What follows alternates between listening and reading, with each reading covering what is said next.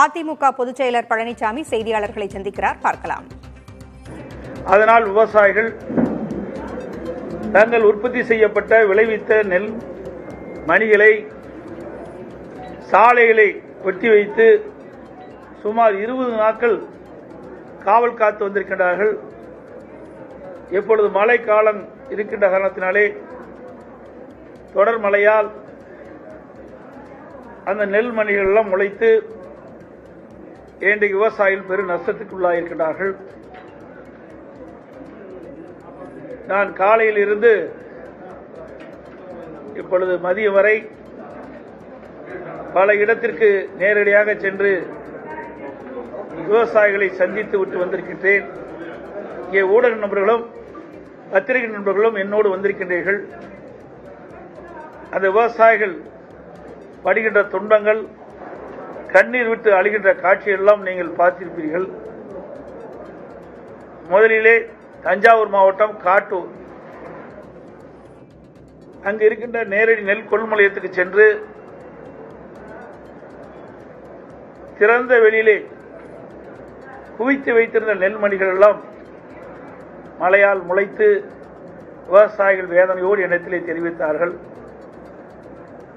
நாங்கள் கொண்டு வந்த நெல்லை கொள்முதல் செய்யாத காரணத்தினாலே 20 நாட்கள் நெல்மணிகளை திறந்த வெளியிலே கொட்டி பாதுகாத்துக் கொண்டிருக்கின்றோம். இருந்தாலும் மழை காரணத்தினால் அந்த நெல்மணிகள் எல்லாம் முளைத்து எங்களுக்கு பெரும் நஷ்டத்துக்கு நாங்கள் ஆளாயிருக்கின்றோம் என்ற செய்திகளும் எங்களிடத்தில் தெரிவித்தார்கள். அதேபோல காட்டூரில் மட்டும் 5000 மூட்டைகள் எடை போட்டு அந்த டிபிசி குடோன்ல அடுக்கி வச்சிருக்கிறாங்க. அந்த பகுதியில் விவசாயிகள் சுமார் 4000 மூட்டை நெல்மணிகளை அங்கே குவியலாக குவித்து வைத்திருக்கின்றார்கள். சாலை ஓரமாக குவித்து வைத்திருக்கின்றார்கள். இன்னும் அந்த நெல் மூட்டைகளை கொள்முதல் செய்யவில்லை இந்த அரசாங்கம். அதே போல ஊத்தியம்மாள்புரம் தஞ்சாவூர் மாவட்டத்தில் அங்க நேரடி கொள்முதல் நிலையத்தில் 6000 மூட்டைகள் அடுக்கி வைக்கப்பட்டிருக்கின்றன. அதையும் குடோனுக்கு எடுத்துச் செல்லவில்லை. அதோடு விவசாயிகளிடமிருந்து சுமார் 4000 மூட்டைகள் கொள்முதல் செய்யாமல் இருக்காங்க. அடுத்தது திருவாரூர் மாவட்டம் வடுவூர்ல விவசாயிடமிருந்து கொள்முதல் செய்யப்பட்ட மூட்டை 8000 மூட்டை அந்த டிபிசி அங்க இருப்பு வச்சிருக்கிறாங்க. அதையும் அங்கிருந்து குடோனுக்கு எடுத்துச் செல்லவில்லை. அங்க இருக்கின்ற விவசாயிடமிருந்து 7500 மூட்டை இன்னும் கொள்முதல் செய்யாமல் இருக்கிறாங்க. திறந்த வெளியில அவர்களெல்லாம் இந்த நெல்மணிகளை குவித்து வைத்து அதை பாதுகாத்துக் கொண்டிருக்கின்றார்கள். மழையில இந்த நெல்மணிகள் எல்லாம் முளைத்து வீணாகி இருக்கின்றது.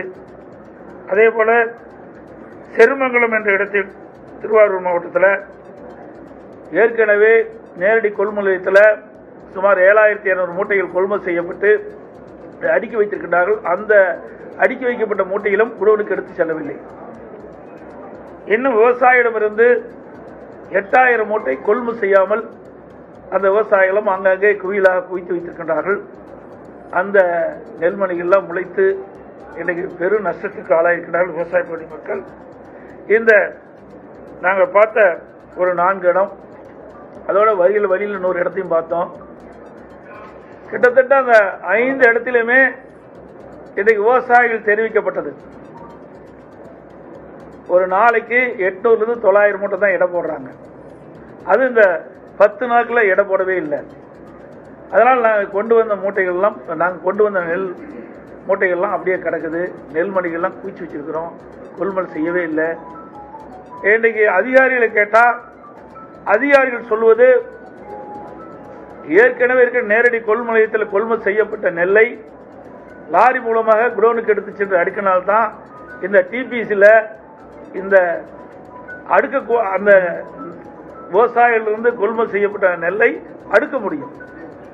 இந்த ஏற்கனவே கொள்முதல் செய்யப்பட்டதே இன்னும் அந்த டிபிசி சென்டர்லயே அப்படியே இருக்கிற காரணத்தில் கொள்முதல் செஞ்சா அதை அடுக்க இடமில்லை என்று அவர்கள் சொல்கிறார்கள்.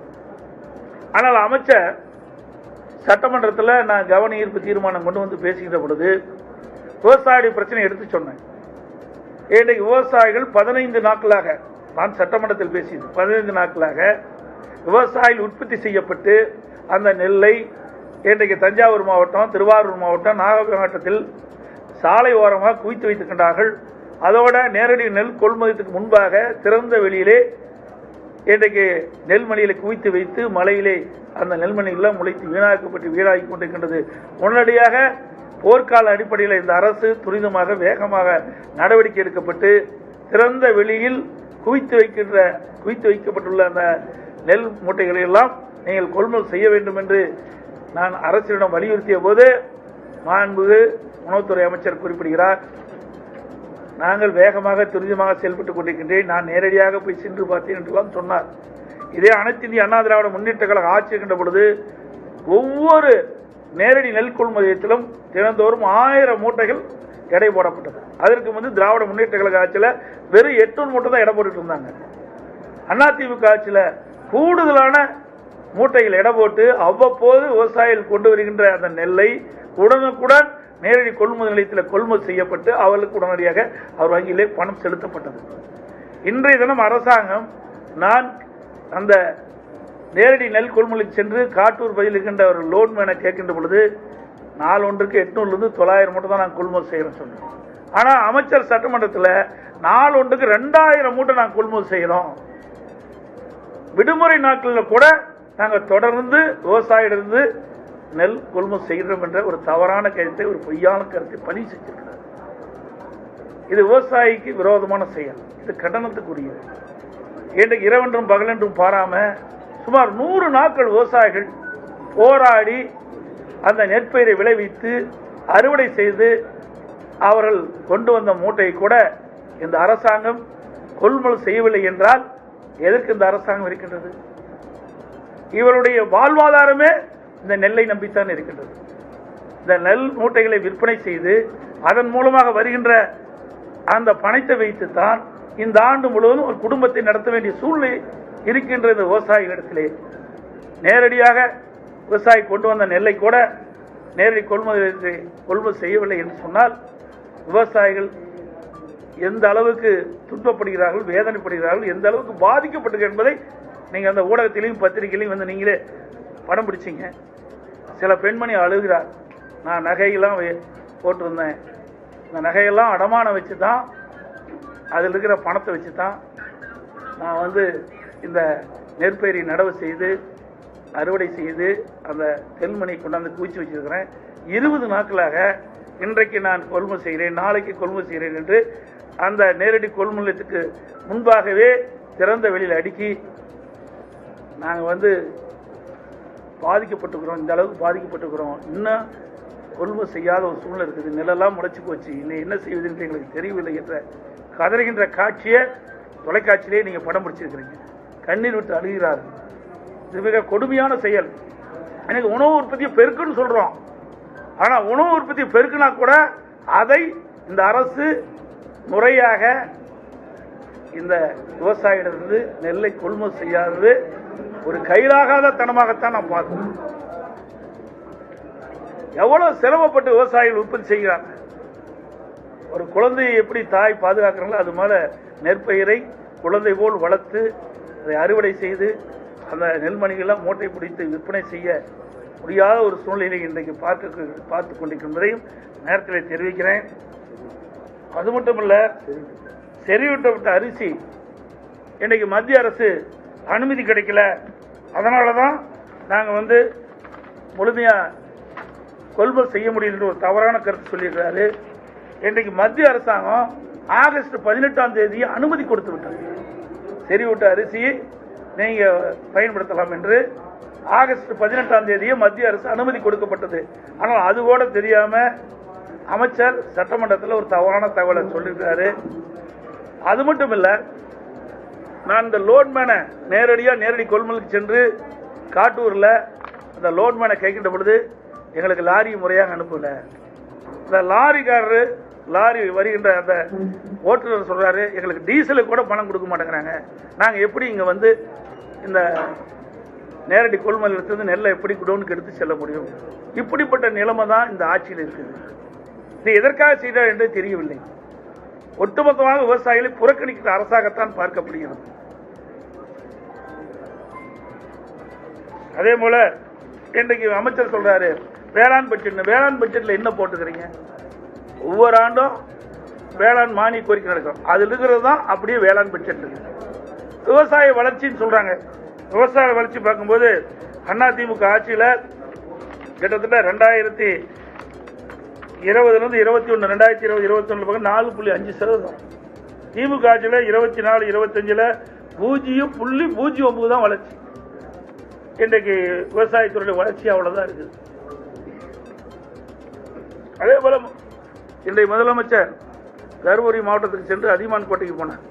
அங்க விவசாயிகள் எளிதா தொடக்க வேளாண் கூட்டுறவு கடன் சங்கத்தில் பயிர்க்கடன் பெறலாம், ஆன்லைன்லயே இன்னும் விண்ணப்பிச்சா போதும் சொல்லி அங்க ஒரு துவக்கி வச்சுட்டு வந்தார்.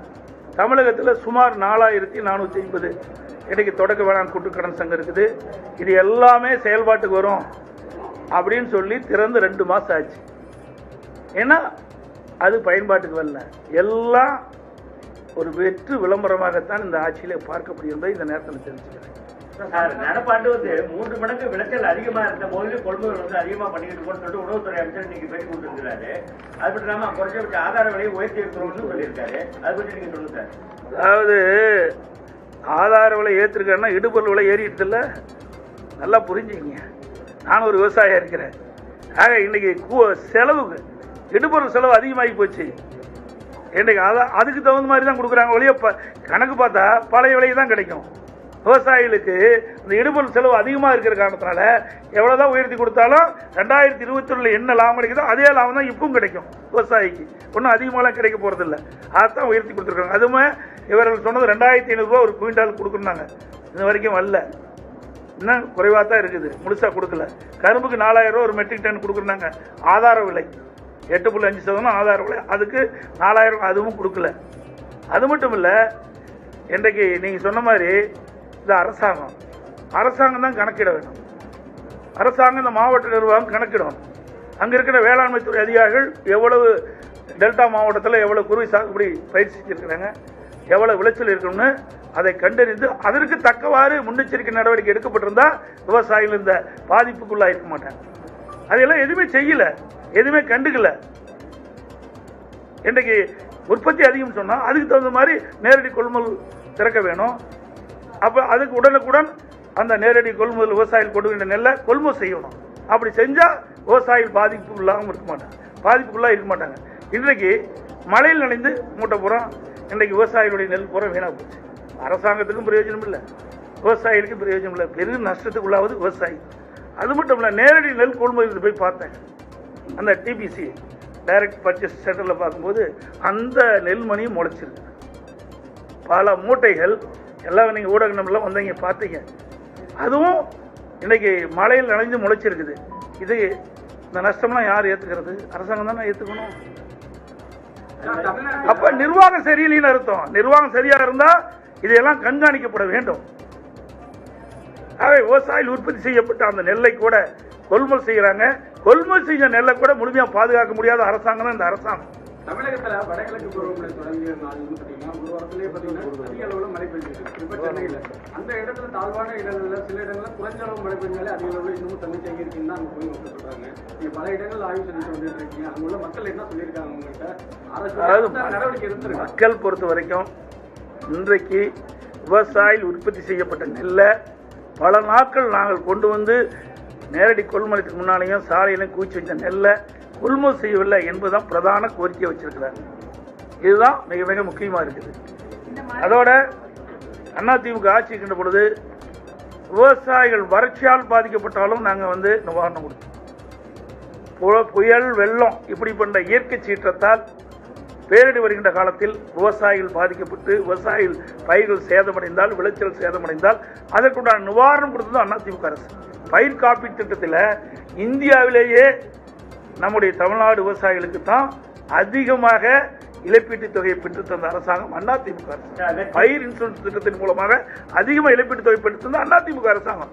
அது மாதிரி விவசாயிகள்லாம் நான் போய் பார்க்கும்போது இது இப்படிப்பட்ட ஒரு சோதனையான நேரத்தில் விவசாயிகள் இன்றைக்கு அரசாங்கத்தை கோரிக்கை வச்சிருந்தா எங்களுக்கு இது மாதிரி பல முறை இப்படியும் பாய்ச்சிருக்கு இந்த ஆட்சியில், எங்களுக்கு இது வரைக்கும் எந்த நிவாரணம் கிடைக்கல என்ற ஒரு கருத்தை சொன்னாங்க. ஊடகத்தில் கூட பதிவு பண்ணிக்கிறீங்க. டிபிசி நடக்கக்கூடிய சடங்குல கூட முறைகேடு நடந்திருக்கு. அந்த லாரி ஒப்பந்தங்களையும் நிறைய முறைகேடு நடந்திருக்கு அங்க இருக்க ஊழியர்களே சொல்றாங்க. அதை பத்தி கருத்து சொல்லுங்க சார். இருக்கிற மூட்டை முக்கியம் இதுதான்.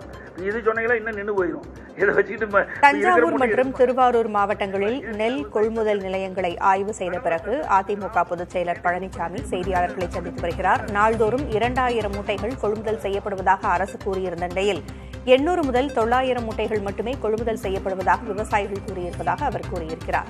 கொள்முதல் செய்யப்படாததால் நெல்லை சாலைகளில் கொட்டி வைத்து 20 நாட்களாக காத்திருப்பதாக விவசாயிகள் வேதனையோடு தெரிவித்திருப்பதாக பழனிசாமி பேசி வருகிறார்.